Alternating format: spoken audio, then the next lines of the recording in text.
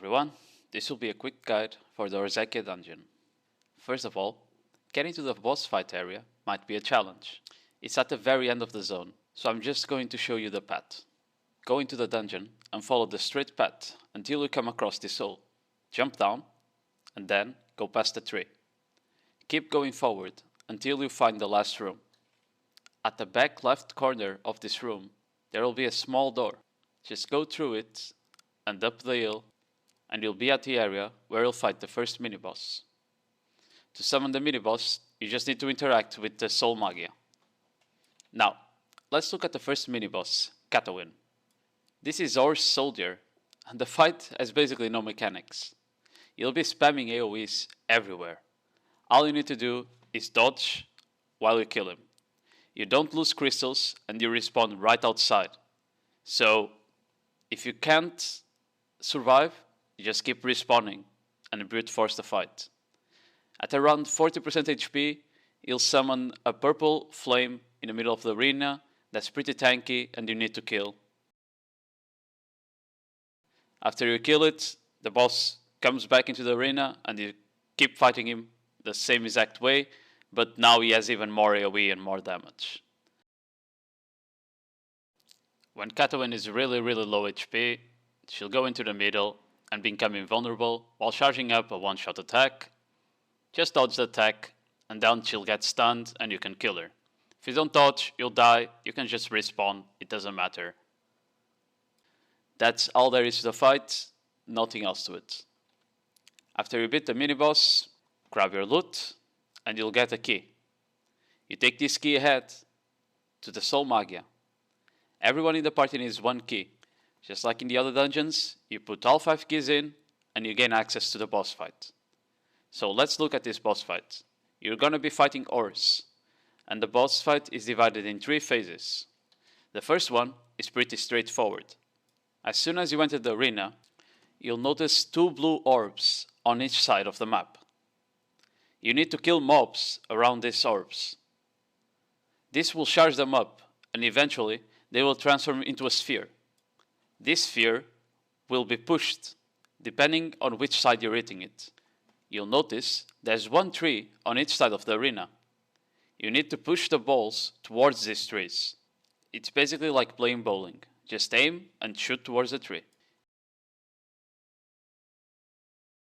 If you push the ball in the wrong direction, or you take too long to hit both trees, they'll explode and wipe the party. You'll now progress into phase 2. Before we talk about mechanics, I want to call attention to one attack in specific.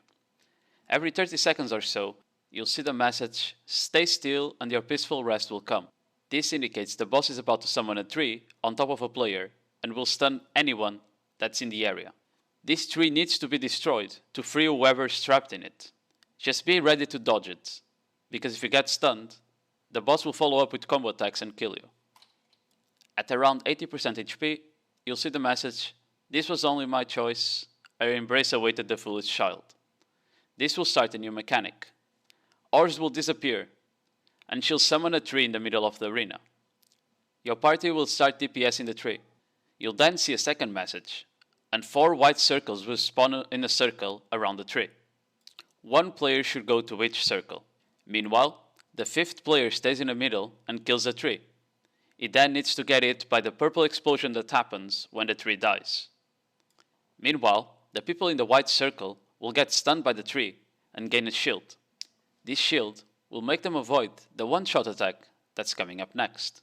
If the person that's not stunned by a tree doesn't have a shield, they can still iframe the attack. If they die, however, just be ready to medkit them. After the one-shot attack happens, the trees will now be hittable, so whoever is free needs to free the rest of the teammates from their prisons. Meanwhile, the boss will be stunned, so there's a DPS window as well. When you see the message, "You dare withstand the goddess's might," a new mechanic will start. A tree will be spawned on each side of the arena, and you'll see it charging up a white cone of AoE. You need to put the player on each tree to frontal guard this AoE. Meanwhile, the boss will still be hittable, so the other 3 players should try and keep up the DPS. This mechanic is quite easy if you have an essay block class like Guardian. After you block the attack 5 or 6 times, the tree will despawn and the mechanic will be complete. If the AoE is not frontal guarded, the tree will perform a room-wide explosion that does a lot of damage. This mechanic will be repeated more than once. It's the first time at 40%, and then probably a second time when it's around 10 to 20. You'll now be entering phase 3. The boss attack patterns will change a bit, so just a heads up. When you see the message, "I will break all illusions beyond my reach," a new mechanic is about to start. The boss will disappear and teleport to the middle of the arena. You'll then see 5 squares on the ground, on which 5 spheres will spawn. Do not touch them, as they will explode and cause a party wipe when they come in contact with players. These spheres are attracted to players, like magnets. The objective of this mechanic is to make the boss absorb all 5 spheres. The way we did this is by leaving only 1 player in the middle of the arena, while all other 4 went to the edges. This way, you make sure that the sphere will only follow 1 player, making it much easier to juggle the sphere into the boss.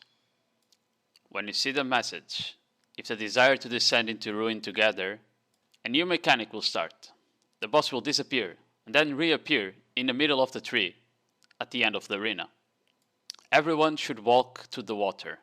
5 white circles will appear in succession.